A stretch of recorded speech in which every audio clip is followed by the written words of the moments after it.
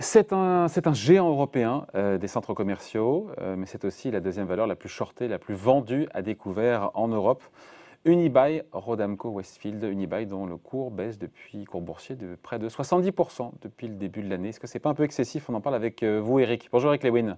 Bonjour, mon cher David. Rédacteur en chef des publications Zagora. Bon, j'essaie de poser un peu le décor. Unibail, qui en plus de la pandémie, qui évidemment affecte son activité, comme tous les centres commerciaux, doit contrer cette tentative de putsch, je ne sais pas s'il faut l'appeler comme ça, emmenée par une fronde d'actionnaires dont pas n'importe qui, dont fait partie Xavier Niel, patron de Free, qui veut imposer un virage à 180 degrés donc, à Unibail, qui veut empêcher cette augmentation de capital de 3,5 milliards qui est prévue en novembre. En tout cas, il y a une AG, Assemblée Générale Extraordinaire, qui est prévue le 10 novembre. Je rappelle que Christophe Cuvillier, le patron d'Unibail, sera avec nous quelques jours avant dans cette émission.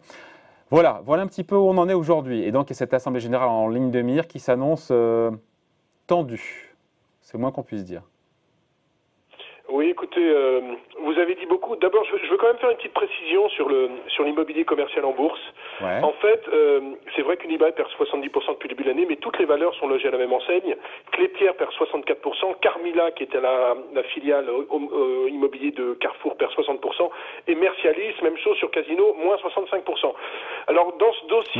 Donc, c'est pas une spécificité, c'est pas spécialement Unibail qui trinque, même si c'est peut-être un petit peu plus que les autres. C'est pas spécifiquement Unibail qui trinque, sauf que si Unibail trinque plus que les autres, un tout petit peu plus, c'est parce qu'ils ont racheté, c'était en 2017, Westfield, qui est un groupe d'origine australienne, qui a été pour Léon Bressler et pour Xavier Niel surpayé. Mais une petite explication en fait. 21 milliards d'euros. À l'époque. Oui, exactement. Et qu'est-ce qui s'est passé? Ça a porté la dette d'Unibail Rodamco Westfield à 25 milliards d'euros. Et c'est ce qui pose problème actuellement. Alors, dans la stratégie de Léon Bressler, il faut bien comprendre quand même quelque chose. Il est rentré via son fonds Aermont Capital à l'été 2019 dans le capital d'Unibail en prenant 2%. À cette époque-là, il était quand même au courant de cette opération Westfield. Ce qu'il essaye de faire là, c'est de secouer le cocotier avec une stratégie alternative à celle de la direction, mais il faut bien comprendre quand même que d'ores et déjà, la stratégie de Léon Bressler est un petit peu couronnée de succès, dans la mesure où je regardais les valorisations du titre et surtout les progressions. Le titre gagne quand même 19% en une semaine et 40% en un mois. Alors quel est le nœud gordien de ce problème, mon cher David? C'est bien évidemment ce plan Reset annoncé le 16 septembre par la direction d'Unibail Rodamco, qui est un plan grosso modo de 9 milliards de désendettement, avec un programme de cession d'actifs de 4 milliards, dont un immeuble a déjà été vendu, c'est le fameux immeuble Shift à Issy-les-Moulineaux de 620 millions d'euros, et surtout cette levée de fonds de 3,5 milliards d'euros. La problématique en quoi est-ce que c'est problématique? Parce que c'est vrai que ça cote 5 milliards d'euros en bourse.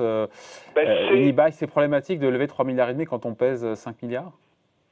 C'est ultra dilutif, et donc, ça veut dire quoi, dilutif pour Léon Bressler, d'ores et déjà, il était certainement moins valu, parce que quand il a acheté en 2019, l'action Unibail était beaucoup plus haute. Ensuite, il est complètement dilué, et donc il avait tout intérêt avec Xavier Niel à faire ce genre d'opération. Justement, pardon, je coupe. Eric, qui est ce Léon Bressler? Parce que moi, Xavier Niel, on connaît tous. C'est très simple. Ouais. Il a été pendant 14 ans, de 1992 à 2006, patron d'Unibail. Donc il connaît parfaitement le monde immobilier. C'est un homme qui a 73 ans aujourd'hui, qui est patron d'un fonds qui s'appelle Aermont Capital, et qui prend des prises de participation. Donc c'est vrai que c'est un vrai spécialiste de l'immobilier. On ne peut pas lui enlever ça. Maintenant, il y a deux écoles qui s'opposent. La première école, c'est l'école de Léon Bressler qui dit finalement, c'est une folie de faire aussi vite une augmentation de capital.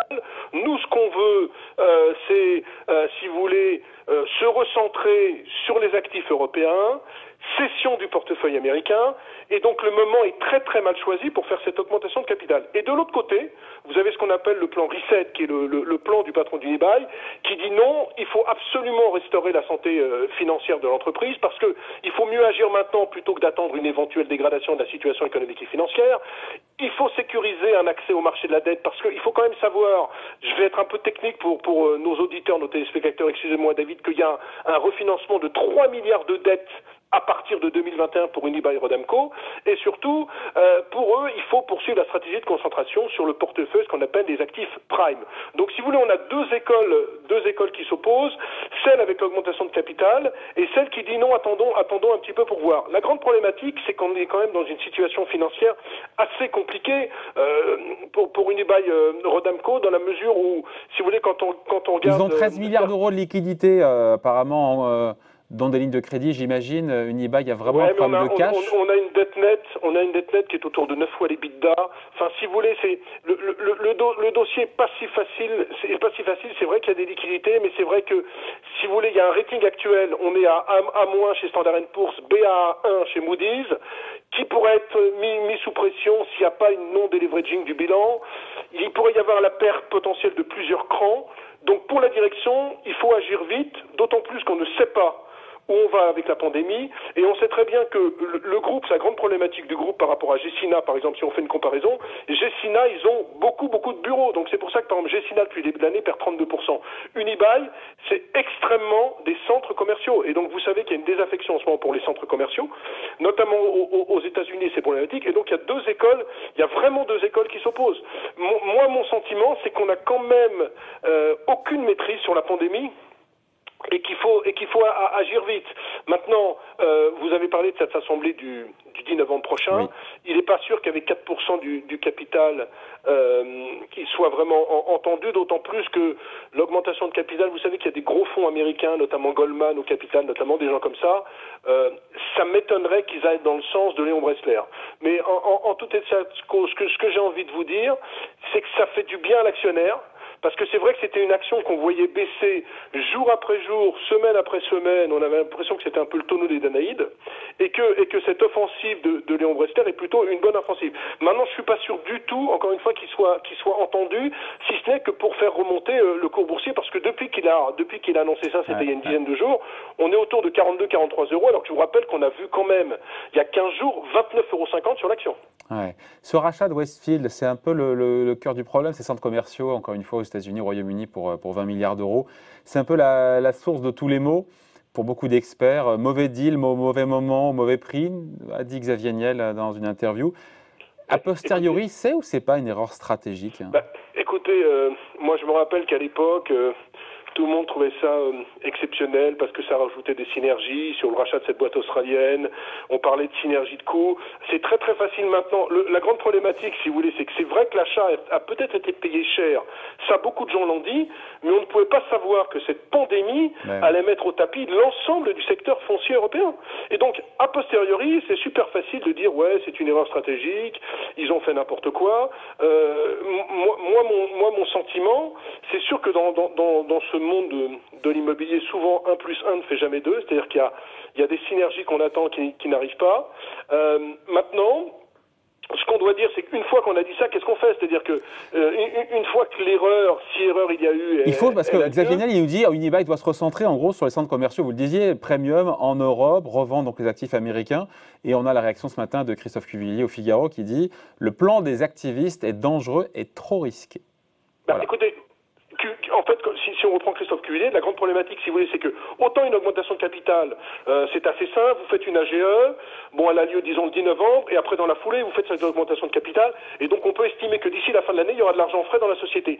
Quand vous procédez à une cession, mon cher David, sauf si vous avez un immeuble à l'avenue des Champs-Élysées que vous vendez pour une bouchée de pain, c'est pas sûr du tout que ça soit vendu assez rapidement. C'est-à-dire que grosso modo, comment on vend de l'immobilier américain, et est-ce qu'on le vend vite quand on sait qu'il y a une conjoncture qui est plus que difficile aux États-Unis avec cette pandémie qui se réduit dans certains États mais qui augmente dans d'autres. Donc, quand on vend vite, Eric, en général, on vend pas bien. Hein.